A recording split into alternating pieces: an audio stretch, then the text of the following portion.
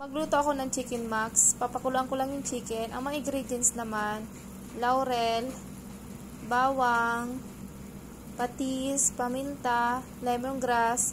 Papakuluan ko lang siya hanggang sang lumambot. After ko naman pakuluan yung chicken, i-drain ko muna para ipirito naman siya mamaya.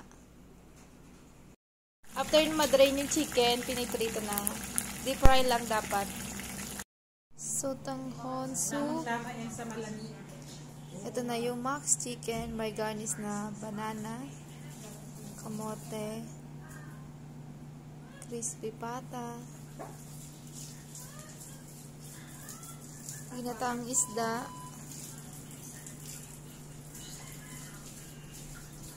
kain tayo. Yummers!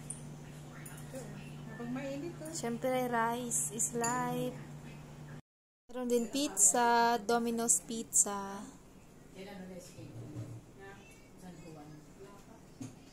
Ayan. Sarap. Dami naman makakain ito.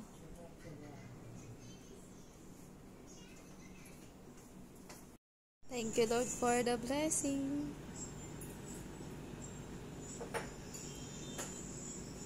Umusok-usok pa yung sotanghon soup.